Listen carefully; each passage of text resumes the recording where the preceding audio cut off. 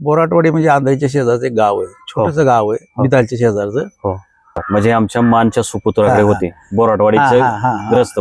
जसं महात्मा फुलेंनी सावित्रीबाई फुले यांना स्वतः शिक्षण दिलं हा. आणि नंतर त्यांना शिक्षक म्हणून काम करायला लावलं, तसं कॉम्रेड वर्धमान निकम यांनी स्वतःच्या पत्नीला शिक्षणाचे धडे दिले आणि त्यांना त्या शाळेत मुलांना शिकवायला लावलं. क्रांतिसिंह नाना पाटील वर्धमान निकमाच्या घरी येऊन राहायचे. बर, अच्छा. मोगराळेला नाही, बोराटवाडीला. बर, बोराटवाडीला क्रांतिसिंह नाना पाटील आले. नाना पाटील यांचं अस्तित्व जेव्हा आता माफी आहे. नमस्कार, लय बारी मध्ये आपल्या सगळ्यांचं स्वागत. मी फलटण मध्ये आलेलो आहे आणि आपण यापूर्वी बघितलं असेल की मी काही फलटण मधल्या एका शाळेचे म्हणजे महात्मा शिक्षण संस्थेच्या मूकबधीर शाळेचे काही व्हिडिओ टाकलेले आहेत आणि त्याच शाळेच्या प्रांगणामध्ये मी बसलेलो आहे. या शाळेचे जे विश्वस्त आहेत दादासाहेब चोरमले, तर त्यांच्यासोबत मी गप्पा मारतोय. तर या शाळेमध्ये मला अजून एक नवल आढळलेलं आहे, एक वैशिष्ट्य आढळलेलं आहे की या शाळेचं म्हणजे मूकबधीर मुलांची जी शाळा आहे त्या शाळेचं एक वसतिगृह आहे आणि ते वसतिगृहामध्ये मी मुक्कामी केलेला आहे. त्यातली खासियत, त्याच्यावरही मी काही व्हिडिओ बनवलेले आहेत. तुम्ही आज उद्या हा व्हिडिओ पाहत असताना मागं पुढे तेही पब्लिश होतील. परंतु त्या वसतिगृहाचं जे नाव आहे ते नाव मी तुम्हाला स्क्रीनवरही दाखवतो. तर त्या वसतिगृहाचं नाव आहे कॉम्रेड वर्धमान निकम मूकबधीर मुलांचे वसतिगृह. मुलांचे की मुलींचे? मुलींचे दोन्ही आहेत. हा, तर हे मुलांचे आणि मुलींचं वसतिगृह आहे आणि त्या वसतिगृहाला नाव आहे कॉम्रेड वर्धमान निकम. तर हे वर्धमान निकम कोण आहेत तर ते अनेकांना माहीत नाही. तर ते नाव लोकांना माहीत झालं पाहिजे आणि विशेषतः म्हणजे ज्यावेळी मी सरांना विचारलं की म्हणलं हे कोण आहेत कॉम्रेड वर्धमान निकम, तर मलाही माहीत नव्हतं. मी खरं तर हे आमचं दुर्दैव आहे की आम्हाला हे कॉम्रेड निकम हे नाव माहीत नसणं.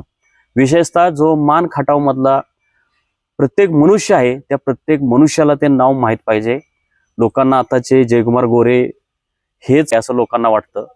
त्यांच्या अगोदर सदाशिव पोळतात्यांचं एक नाव घेतलं जात होतं, परंतु सदाशिव पोळतात्यांच्या अगोदर एक मोठं नाव इथं होतं, ते म्हणजे वर्धमान निकम.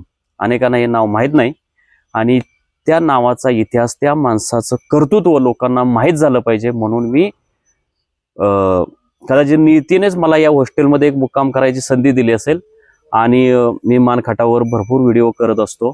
तर वर्धमान निकम यांचा जो इतिहास आहे, त्यांचं कर्तृत्व आहे ते दादासाहेब चोरमले यांना माहीत आहे. तर मी त्यांच्याकडून ते जाणून घेणार आहे. तर चोरमले साहेब, तुमचं लय भारीमध्ये स्वागत. नमस्कार.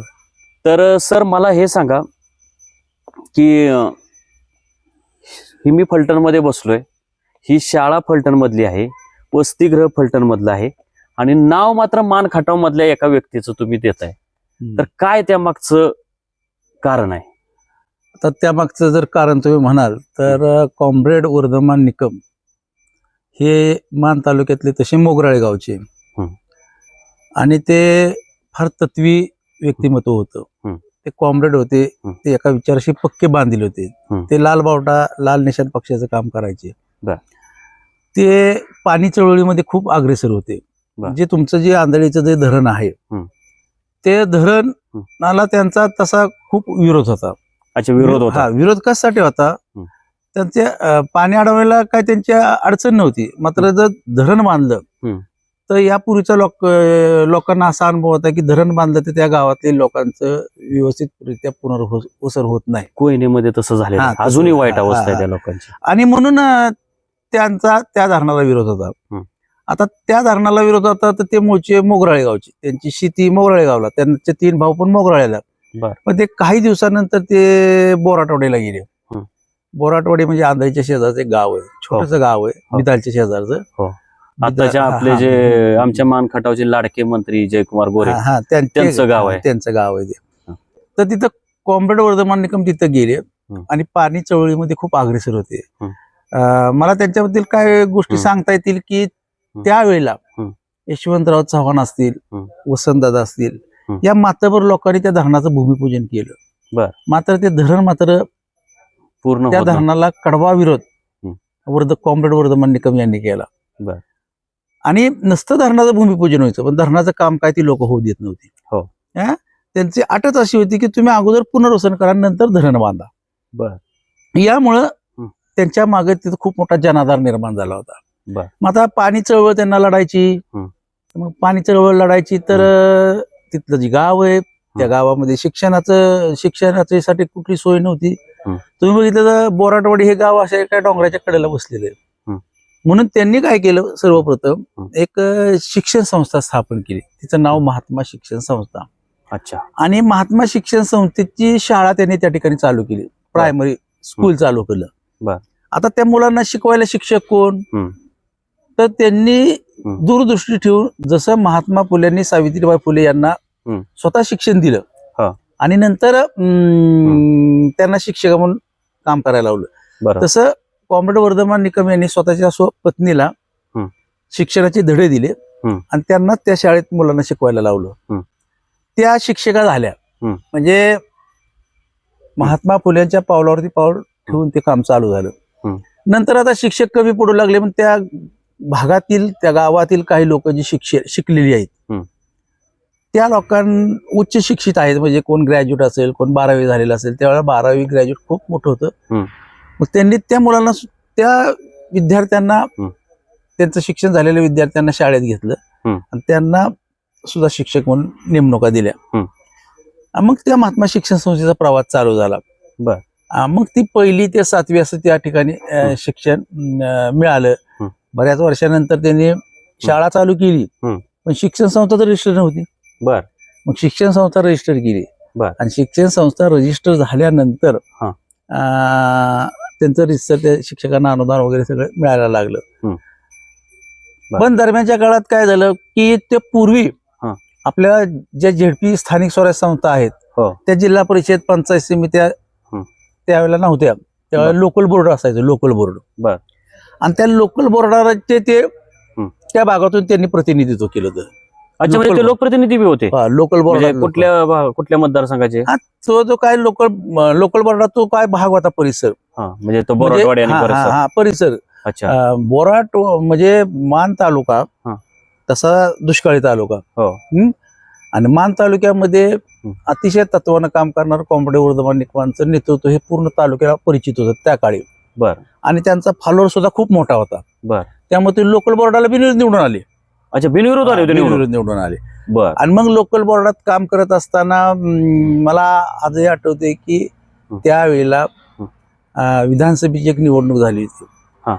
त्यावेळेला विधानसभाचा मतदारसंघ असा होता फलटण, खंडाळा आणि मान. या 3 तालुक्याचा विधानसभेचा मतदारसंघ होता. एवढा मोठा होता. साधारण साल किती असेल? साधारण साल मला नाही एक्झॅक्ट सांगता, चुकीचं सांगण्यात. 1970. म्हणजे देश स्वतंत्र झाल्यानंतर पहिल्या विधानसभा निवडणुका झाल्या, त्याच्यानंतर जी 2री किंवा 3री विधानसभेची निवडणूक. अच्छा, महाराष्ट्र तयार झाला त्यावेळेस, संयुक्त महाराष्ट्र तयार झाला. म्हणजे महाराष्ट्र पूर्ण तयार झाला त्यावेळेला.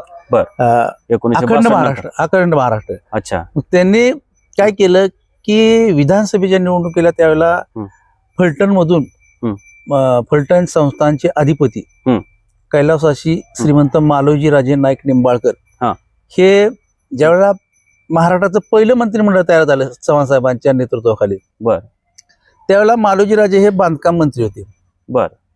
बांधकाम, इरिगेशन असं अखंड ते खात होते त्यावेळेला. आणि त्यांच्या काळामध्ये कोयना धरणाची निर्मिती झाली.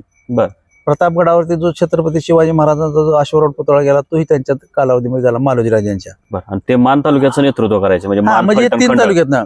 अच्छा. मग एक संयुक्त महाराष्ट्राची चळवळ चालू झाली, काहीतरी अशा अनेक घडामोडी झाल्या. आणि मग त्याच्यातून फलटणचे कॉम्रेड हरिभाऊ निंबाळकर ते उभा राहिले मालोजी राजांच्या विरोधात. आणि त्यांच्या प्रचाराची प्रमुख धुरा ही कॉम्रेड वर्धमान निकम यांनी घेतलेली. म्हणजे आमच्या मानच्या सुपुत्राकडे होते, बोराटवाडीचे ग्रस्त, बोराटवाडी किंवा मोगराळवाडी. आणि मग त्यावेळेला असं एकदम निकाल जो अपेक्षित होता तो अपेक्षित आला नाही.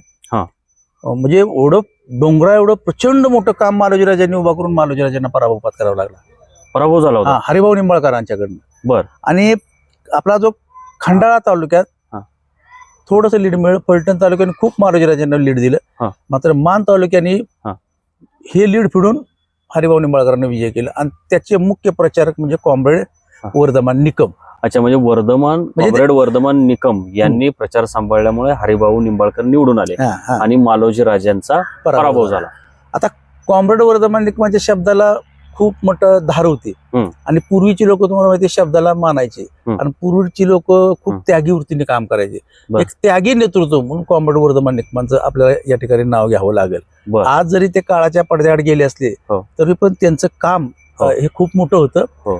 आणि हे जे कॉम्रेड ज्यांच्या नावासमोर कॉम्रेड म्हणजे मराठीमध्ये भाई म्हणतात, भाई म्हणजे दादागिरीवाला भाई नाही, तर साम्यवादी, हे जे साम्यवादी पक्ष आहेत, कम्युनिस्ट पक्ष आहेत, भारतीय कम्युनिस्ट पक्ष असेल, मार्क्सवादी कम्युनिस्ट पक्ष असेल किंवा हे तुम्ही म्हणताय ते लाल निशाण त्यावेळी पक्ष होता, लाल निशाण पक्ष, तर हे लोकांचं वैशिष्ट्य असं की हे अतिशय साधे राहतात. म्हणजे गाड्या, घोडं, बंगला वगैरे असं त्याच्यापासून दूर असतात. हेच तर ह्या ज्या लोकांच्या नावासमोर कॉम्रेड असतं हेच तर त्यांचं वैशिष्ट्य आहे. हे पहिलं मान खाटावच्या लोकांना मी सांगू इच्छितो की कॉम्रेड नावाचं हे वैशिष्ट्य आहे. आता वर्धमान निकमांच्याबद्दल आपल्याला आणि एक सांगता येईल की वर्धमान निकम हे देशाच्या स्वातंत्र्याच्या चळवळीमध्ये म्हणजे ज्या ज्या लोकांनी चळवळी केल्या, क्रांतिसिंह नाना पाटील वर्धमान निकमांच्या घरी येऊन राहायचे. बर, अच्छा, मोगराळेला नाही, बोराटवाडीला. बर, बोराटवाडीला क्रांतिसिंह नाना पाटील आले. नाना पाटील यांचं अस्तित्व ज्यावेळेला आता माफिया येतात. नाही, क्रांतिसिंह नाना पाटील माफिया येतात.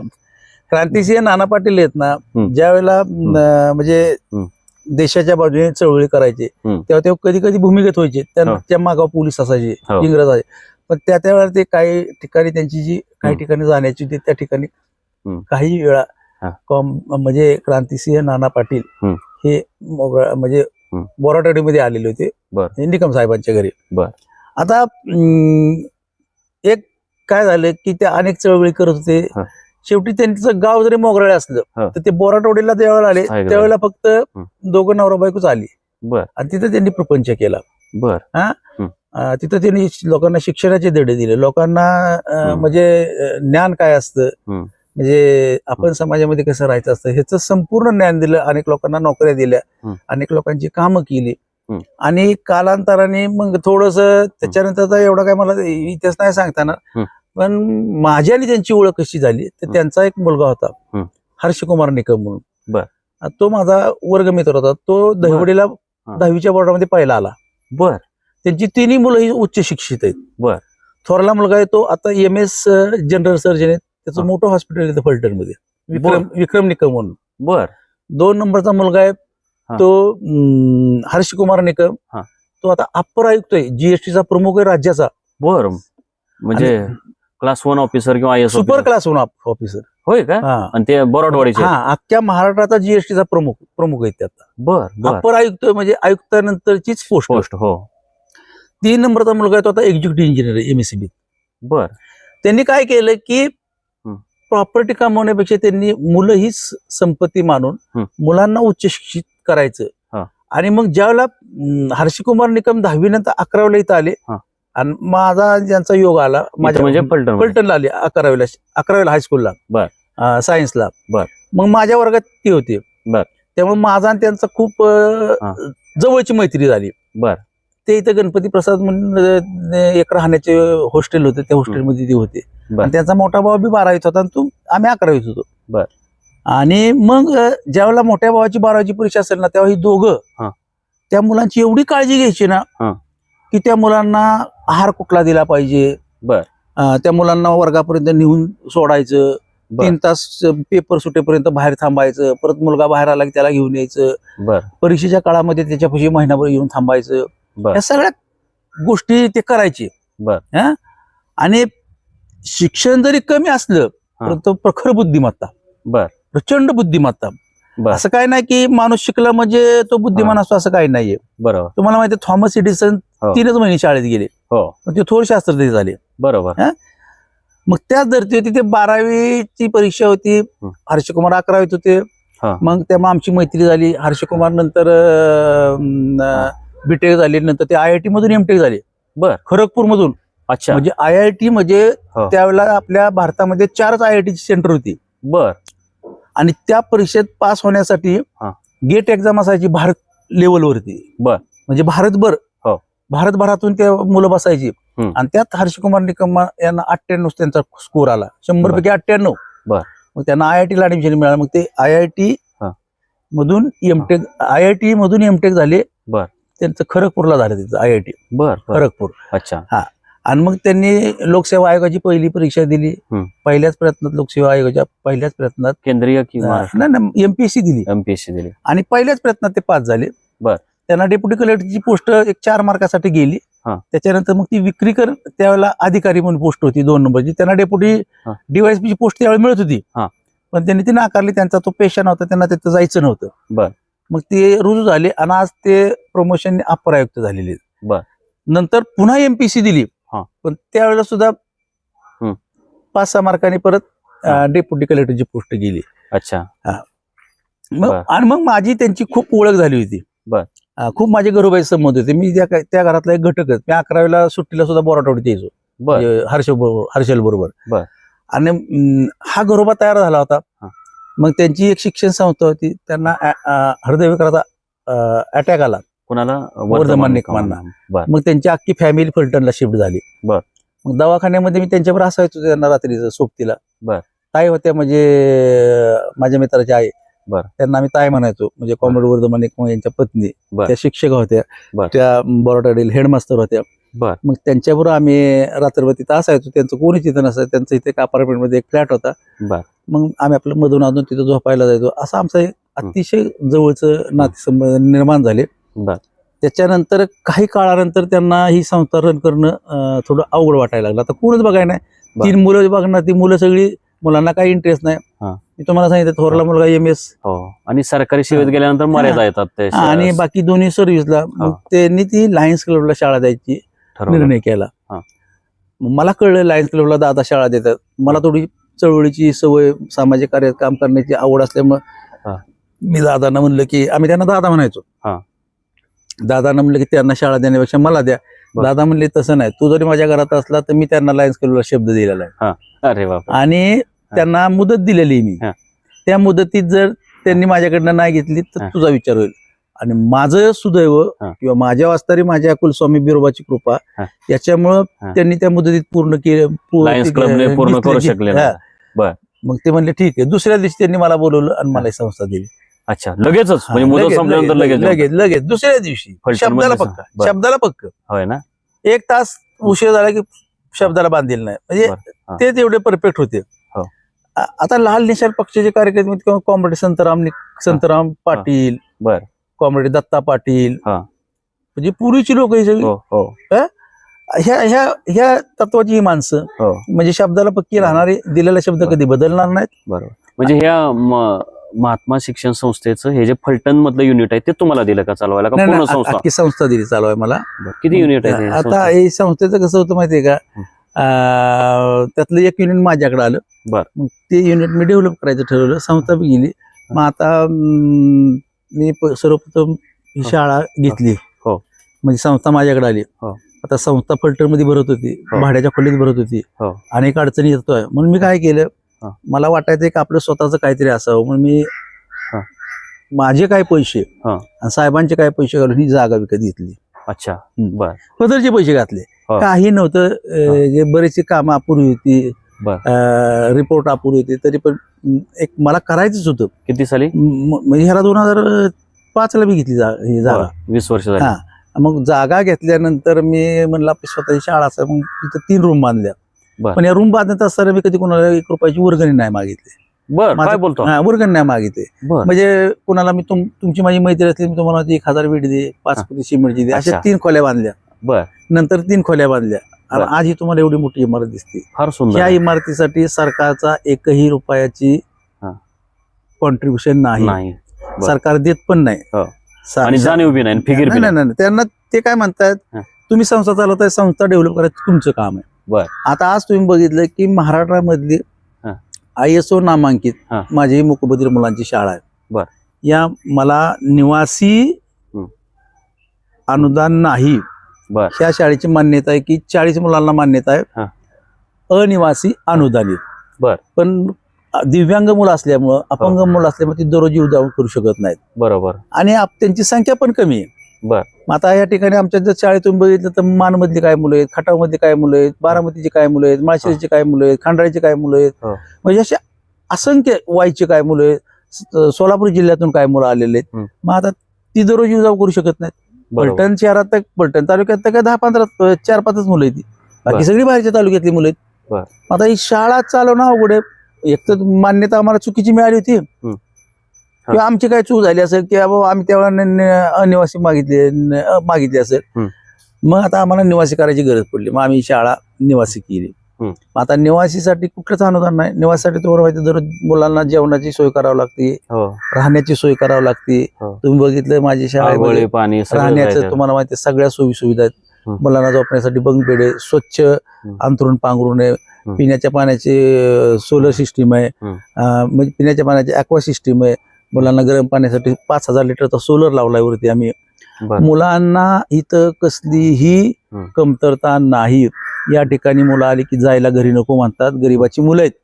आणि मला एवढ्या मुलांचा अभिमान आहे की माझ्या हातून ही एवढी चांगली सेवा घडती, हे एक माझं पुण्यकर्म मी समजतो. आणि त्या भावनेने मी काम करतो. ही मुलं म्हणजे माझी स्वतःची मुलं आहेत. या आपुलकीने मी या मुलांना जीव लावतो. इथं निसर्गरम्य ठिकाण आहे, तुम्ही बघितलं सगळं म्हणजे राहणं खाणं पिणं जेवण, त्यांना दरवर्षी ड्रेस, त्यांना बूट, सगळ्या सुविधा आम्ही उपलब्ध करून दिल्यात. आणि सगळं एक चांगलं काम करत असलं या सगळ्या कामाला परमेश्वराचं पाठबळ मिळत असतं, आणि त्या पद्धतीने हे पाठबळ मिळते. आणि मग आता शेवटच्या मुद्द्यावरती मी आलो की कॉम्रेड वर्धमान निकमांनी आपल्याला ही शाळा दिली. त्यांची उतराई आपण करूच शकत नाही, करूच शकत नाही, परंतु त्यांची चिरंतर आठवण आपल्यामध्ये राहावी. बरोबर. आणि म्हणून त्यांचंच नाव आपण या ठिकाणी द्यायचं असा मी निर्णय केला, आणि त्यांच्या हयातीमध्ये मी नाव दिलं. बरोबर. अच्छा, ते हयात असताना नाव दिलं मी. शेवटी कसं आहे की आता ही जोपर्यंत ही शाळा चालेल तोपर्यंत हे नाव अजरामर राहणार आहे. बरोबर. आणि मग अशा पद्धतीने या वसतिगृहाला कॉम्रेड वर्धमान निकम वसतिगृह असं नाव पडलं. त्यांच्या संस्थेच्या शाळा अन्य कुठे आहेत का, मान खटावमध्ये वगैरे आहेत का? नाही, आता ती ही झालेली आहेत, म्हणजे ती काय त्यावेळेला काय झालं, थोड्या अडचणी आल्या, त्यामुळे रन करणं अडचणीत झालं, म्हणून थोडस आम्ही तो विषय बंद करून टाकला. अच्छा, म्हणजे दुसऱ्याला दिल्या काय शेवटी तिथं जाऊन आपण करू शकत नाही ना. माझ्या माहितीनुसार आताचे मंत्री जयकुमार गोरे हेच एक चालवतात, ते एक चालवतात. पण त्यांनी असं नाव दिलंय का वर्धमान निकमांचं? तो त्यांचा प्रश्न आहे. पण त्यांनी आता इमारत वगैरे काय ते बांधली, चांगली बांधली, काय मिळते. शेवटी काय शाळा चालणं महत्वाचं आहे. शेवटी कोण चालवतं त्याच्यापेक्षा शाळा चालणं महत्वाचं आहे. बरोबर. अच्छा, तर धन्यवाद सर. तुम्ही कॉम्रेड वर्धमान निकम जे आमच्या मान तालुक्यातले बोराटवाडीचे जे सुपुत्र आहेत त्यांचं तुम्ही कर्तृत्व सांगितलं, आणि त्यांनी तुम्हाला जी शाळा चालवायला दिलेली आहेत तर त्यांचं म्हणजे ते जरी आता हयात नसले तरी त्यांचं काम जिवंत राहिलं पाहिजे, त्यांची आठवण चिरंतन राहिली पाहिजे, म्हणून तुम्ही त्यांचं नाव या मुलांच्या हॉस्टेलला दिलं आहे. खरं तर ते जे काय तिकडं मान खटावमध्ये त्यांनी उभारलेल्या ज्या शाळा आहेत त्यांना खरं हे नाव द्यायला काहीच हरकत नाही. माफ करा, कॉम्रेड वर्धमान निकम यांचं आताचे जे तिथले शाळा चालवणारे आहेत, मग ते कोणी जयकुमार गोरे असतील नाही तर अन्य कोणीही असतील, तर त्यांनी खरं तर तिथं नाव द्यायला काहीच हरकत नाही. परंतु कॉम्रेड वर्धमान निकम यांचं कार्य मात्र मान खटावच्या लोकांना माहीत व्हावं म्हणून हा मी व्हिडिओ तयार केला, आणि तुम्ही ती माहिती दिली त्याबद्दल आपले आभार. धन्यवाद. नमस्कार.